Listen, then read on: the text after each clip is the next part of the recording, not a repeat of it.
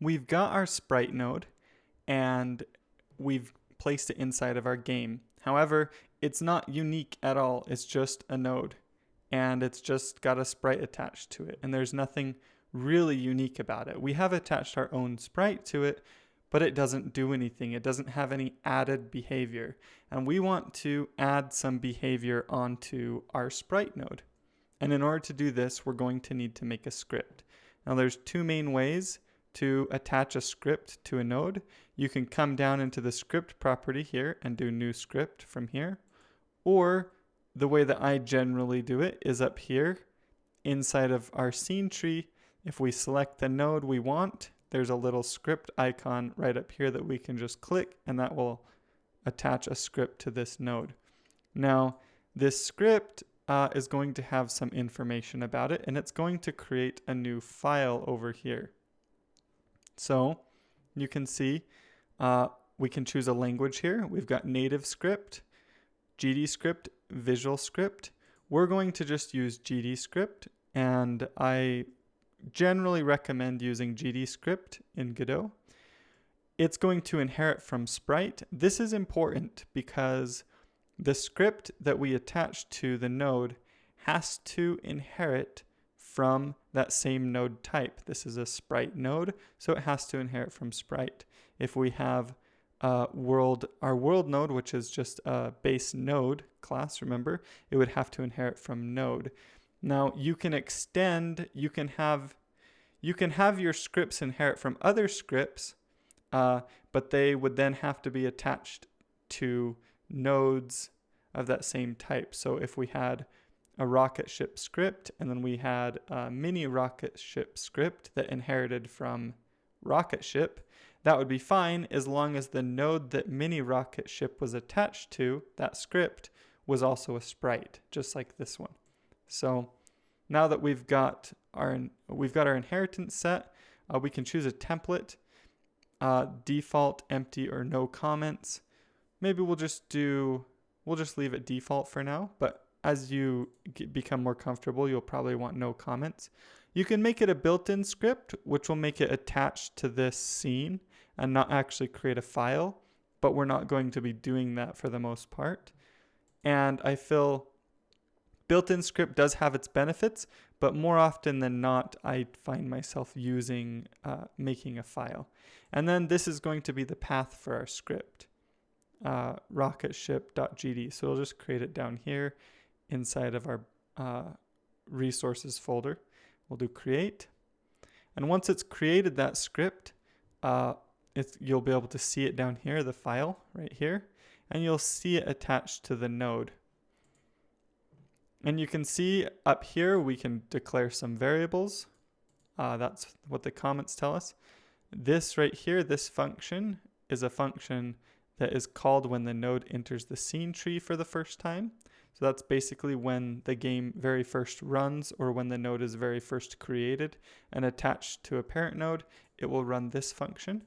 And then you also have a process function, which they've commented out, which will run every frame. And it has a delta value so that we can see how much time has passed since the previous frame. So we can create our own variables in here. We can create our own functions. We can use functions that are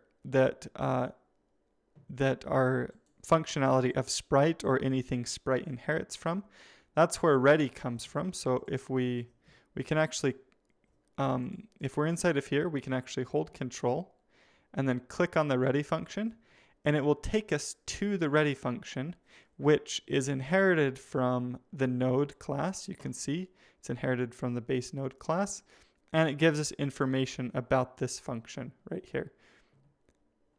And you can see other functions that we would also be able to extend inside of this script. But for now, we're not going to do anything super fancy. We're going to do obviously the very basics here.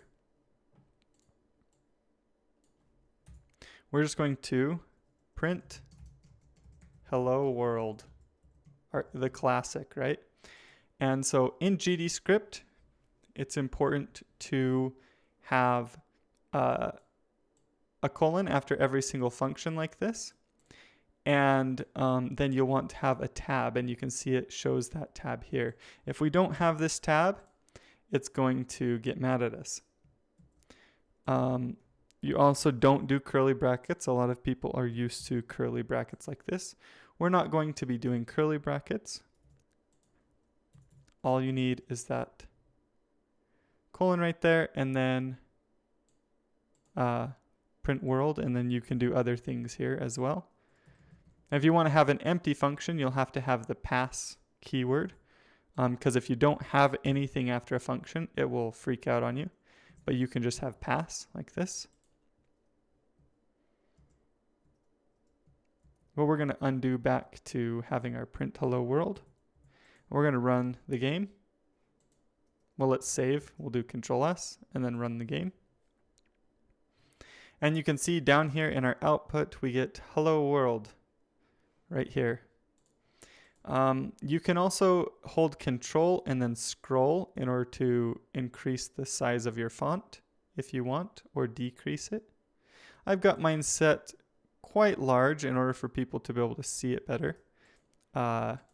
So I'll leave it kind of zoomed in like that. And the last thing that I want to show you is, because we're not going to do a lot of scripting yet, but the last thing that I want to show you is actually a website. Inside of the Godot documentation, I'll have a link to this probably in this lecture, or in the information about this lecture, so you can just click on the link. But if you just go to Google and search GDScript, this will be the first link that comes up. And this covers all of the basics of GDScript. Why they decided to use it in some form, some different examples of what you can do. And I have found this to be, if you're already familiar, if you're brand new to programming, which you really shouldn't be if you're taking this course, but if you're not brand new to programming, this is going to be extremely useful to you, because you can look up stuff that you're already used to, like, oh, I need to make an array. How do I do that? Well, you can come to this site, hit Control F, type array, and it's going to list all of the places where it talks about array. And you can scroll through them with the arrow keys until you find, oh, look, here's a section on arrays, and here's how I can create an array, how I can modify the array, get the size, a lot of information about arrays. And then you could look up the array inside of Godot. You could come back to Godot really easily, and we could just search array.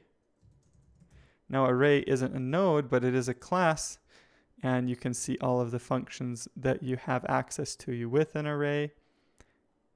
And so you will very, very easily be able to look up information and look up how to do certain things. I highly recommend that you read through the entire Godot documentation as you're first learning, even if it's just a little bit every day while you're learning. But I can understand why people generally don't want to read through the entire documentation by themselves.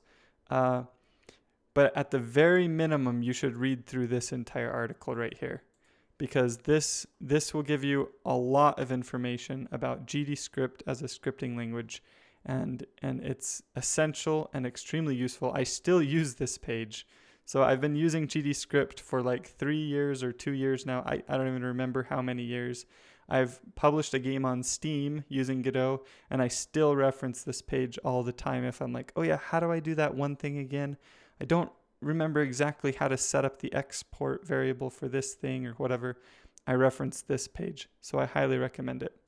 That's going to be it for this video. Thank you for watching, and I'll see you in the next one.